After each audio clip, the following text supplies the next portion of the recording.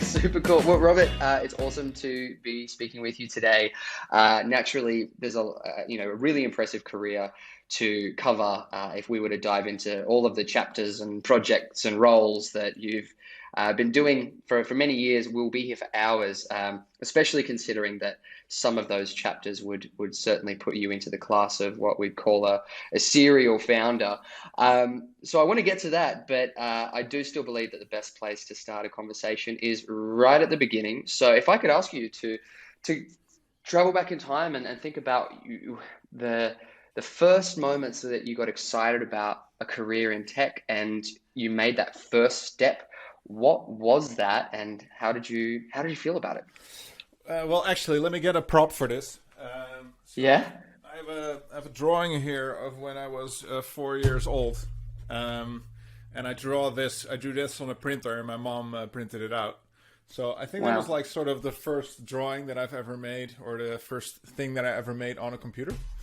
My Unreal. dad was an entrepreneur. He had a business in office appliances, so we always were fortunate enough to have the most modern computer, and like we had the first fax machine. A fax machine is something that transferred paper, kids. But basically, yeah, we were pretty early. So the my interest with technology was like from a very very young age, and I think in terms of actually making a career out of it, I took a little bit of a detour. So the first thing I wanted to do was, my on my mom's side, she was always in healthcare, and so that was something that drew me as well because I Hmm. wanted to work with people and wanted to put see what people how I could help basically. That was most of my teenage years was either having a side job in healthcare or in elderly care. I did that for a while as well. Hmm. And so, I was still making websites. I made the website of like a hospital, local hospital, and when there were barely any websites, and that was really something that I dove in. But I always saw it as a hobby, as something that I did. I play a lot of video games. I built my own PC. I made the first websites for friends. All that kind of stuff, and at some point, one of my childhood friends, Stefan Borsche, who is now also, who's now also an entrepreneur, and he's the founder of a company called Glass. He and I were in the same small town, and he actually went and to college, to university, and studied for informatics. And I was about to graduate, and I thought, I could maybe do that. I'm not really sure, but why don't I just see if I can get a job first? And eventually ended up working at a small web agency, just a local agency in a local town. Where this person gave me a lot of opportunity. The founder, it was really just the founder and me working for like the local locksmith and for like Right. an advertising company, a local advertising company that like put posters in bus stops and that kind of stuff. So really nothing major, but that really made me think, oh, okay, maybe I'm good at this, and B, I can actually do more than I thought. That it was a genuine thing, a genuine career, and by then I started making more trips to Amsterdam, which still is, I think, sort of the major hub in the Netherlands for internationally focused projects involving Mhm. the internet. So yeah, that's really where it sort of started for me. Was the realization that yeah, technology is great, and once the internet came along, it was really for me like, oh, I think this can actually be a job. Which even saying it today, it sounds so stupid because it's so obvious that this is something huge. But at the time, I thought, no, it's more like a hobby, and Sure. and then you figure out that you can make your hobby your work, and then yeah, then I was off to the races.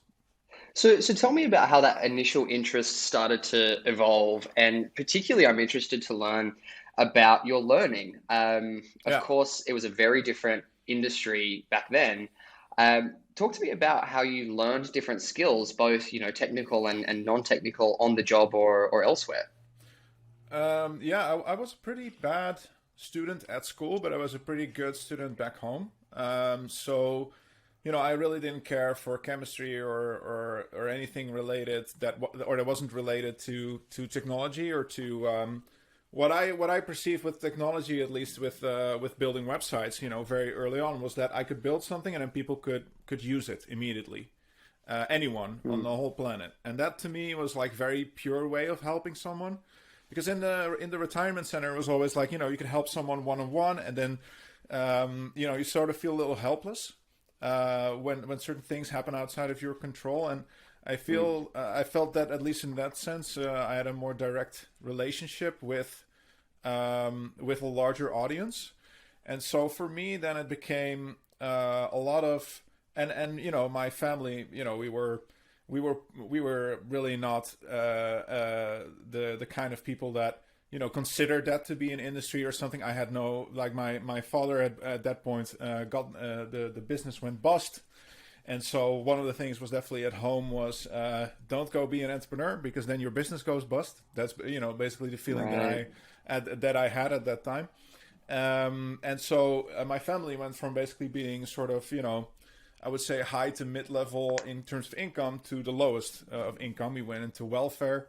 And so we didn't have a computer back home either. Not we had one, but not a good one.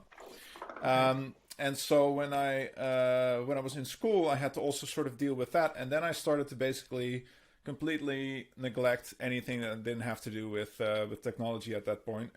Right. I snuck out of classes to go to the informatics room, because you have informatics class in this big room with all these computers. And there were no like laptops I could use. I had no computer back home, so that was like my Yeah. only sort of access to the internet at that time. And the main objective for any random day would be to spend as much time in that room as I could. And luckily, I had an informatics teacher. Informatics in Dutch schools, at least, is a something you can choose to do. It's not Hmm. something you get. And they teach you like computer skills and then a little bit of HTML. But this particular informatics teacher, he would give me other assignments, of like, and at one point he gave me one for PHP even, which involves a lot more logical thinking, and is definitely a lot more to handle than just the front end. I think I've angered a few front end developers with that statement, but basically, like, it was a big challenge. And then I found out, like, oh, this is actually something that I can really do if Right. I concentrate, if I focus. So a lot of my time there was teaching myself to focus, because you're in this informatics room and there's a lot of noise going on. And then also coming up with excuses to be there more. So it was Sure. constantly like, what project can I think of that involves chemistry so that I can pretend like I'm doing something on the computer for chemistry? And then I would like switch back and forth Awesome. between applications, just trying to figure out, yeah, how can I expose myself to it. And the one thing that I'm really not particularly good at anything except for teaching things on my own, teaching myself things. Right. Um, and so I'm really not the best engineer or the best designer, or anything like that. I'm just I think I'm definitely good at learning fast on my own, and that sort of saved my ass. That at least got me into a profession that by sheer chance also makes some money. But if I Sure. if I wanted to be an artist, I would have done it as well. Like, it had nothing to do with like, can I get a job here, or how do I do that. It was all to do with just, I want to build things on the internet. That's all I want to do. Awesome. And so over those, many years of self-paced learning, how has that learning changed? And for any sort of aspiring developers listening in, what are some of the trends that you're noticing, that perhaps they can pay attention to and direct some of their own self-guided learning, in 2021?